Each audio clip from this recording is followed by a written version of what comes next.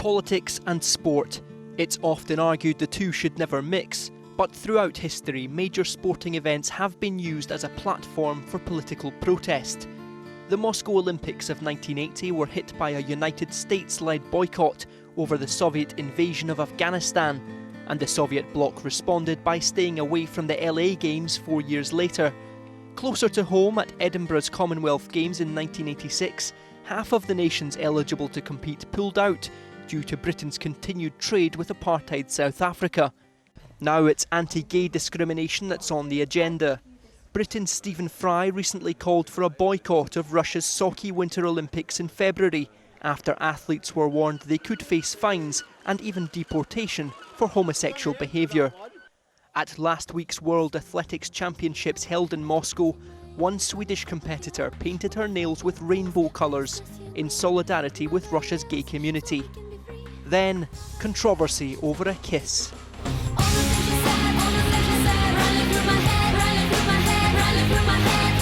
The Russian women's relay team later denied their shared moment on the podium was a protest against the government. Next year, it's Glasgow's turn to host the Commonwealth Games, and this time political pressure is being led by Green Party MSP Patrick Harvie. He wants Scotland's politicians to use the Games as a springboard for challenging anti-gay laws in some of the competing nations. Jamaica, for example, where the world's fastest man Usain Bolt is from, has been called the most homophobic place on earth. And in Nigeria, homosexual activity is punishable by death or imprisonment. Sport undoubtedly provides a captive global audience, but is our Commonwealth Games the time or the place to preach politics? We're now joined by the co-leader of the Scottish Greens, Patrick Harvie, and the former Olympic and Commonwealth Games athlete, Brian Whittle. Thank you, gentlemen, both for joining us. Patrick Harvie, what is it you want the Glasgow Games to do? Well, like everybody else, principally, I want the Glasgow Games to be a terrific celebration of sport. I'm looking forward to enjoying watching that just as much as everybody else. But sport doesn't exist in a vacuum. It exists in a political context. And I think it's entirely appropriate that, for example, Scottish ministers and UK ministers, when they meet with other Commonwealth ministers ahead of the Games, raise issues about LGBT human rights. I think it's entirely appropriate that campaigners make use of the media opportunities that will no doubt exist to raise these issues and bring public awareness to them. And crucially, I think we should also be trying to forge links with LGBT communities in the countries which have oppressive governments and oppressive laws, and try and work with them to strengthen their hand so that hopefully they can work towards the kind of progress that we've enjoyed in this country in the last few decades. Brian Whittle, sport and politics, they coexist? I think they're uneasy bedfellows. I think, I'm kind of in the camp of they shouldn't mix, but of course they're intrinsically linked because our politicians pay for our senior athletes and sports people to compete and to be able to live the life of a full-time athlete. I think it's very difficult to take the two of them apart.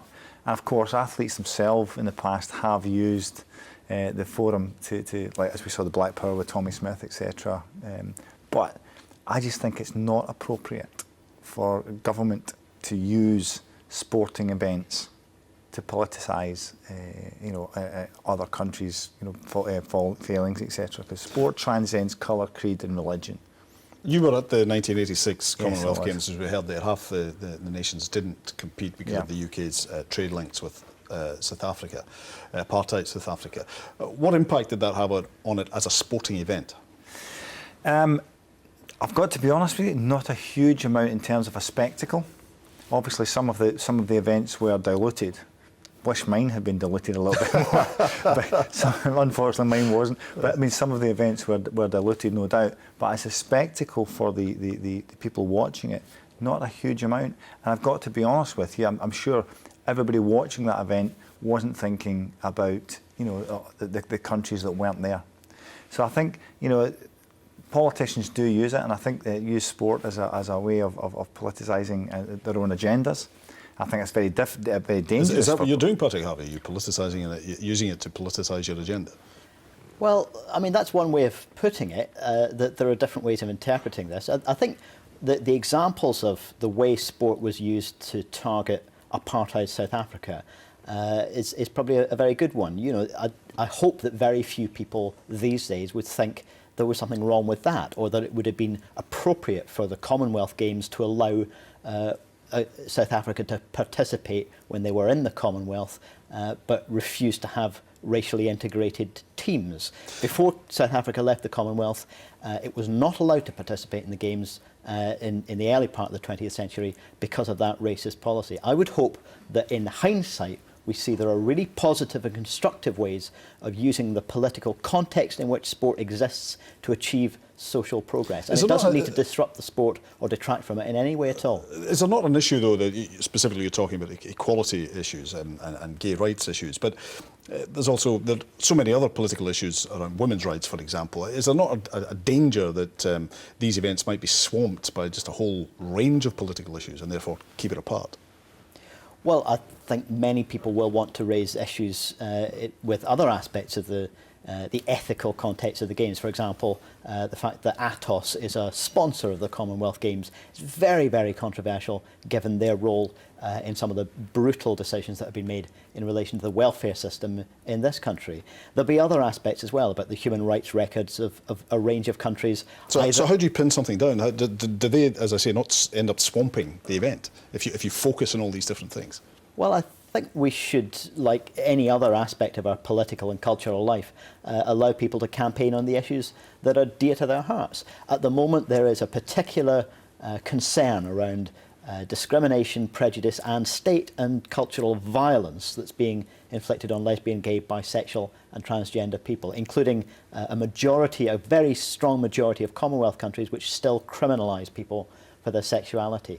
Now, I've spoken with somebody at the Commonwealth Games organisers just recently, and they seem reasonably comfortable with the idea, not worried by the idea that people will seek to raise these issues. And I hope that we can do that in a constructive way that doesn't detract from the Games or prevent people from enjoying the sport and participating in that, but actually uses the context to point out issues about some of the governments and the nations which are being represented on the field.